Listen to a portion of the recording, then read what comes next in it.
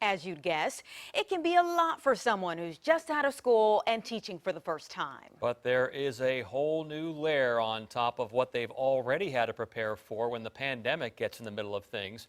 Then at your side's Madison Glassman shows us how two local first-year teachers are tackling these new challenges. Teaching virtually during a pandemic 101, not exactly a class you can sign up for in college, right? Well, Andrew Holt and Tucker Blythe had to learn to adjust to a brand new assignment as first-year teachers at Kempsville High School amid a pandemic.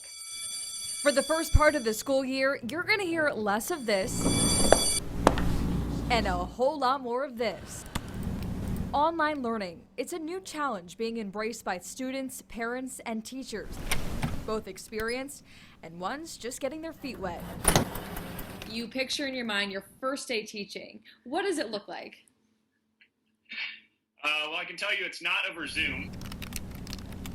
Tucker Blythe spent about 5 years studying to become a teacher, but all those years never prepared him for what he would face during his first year as a social studies teacher at Kempsville High School. It's funny, we had one class in my master's program at William & Mary, and it was my digital technologies class.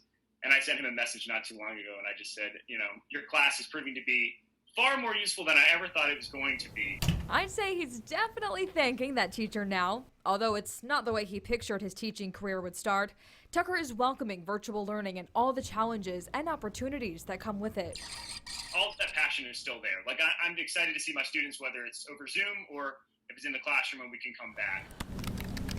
He isn't alone. First-year teacher at Kempsville High School, Andrew Holt, is in the same boat. You study all these years, 6 years you said, to do something a certain way. You never trained in college, right, to teach virtually? No, we did not. I feel like I'm going to have to use the mute button a lot.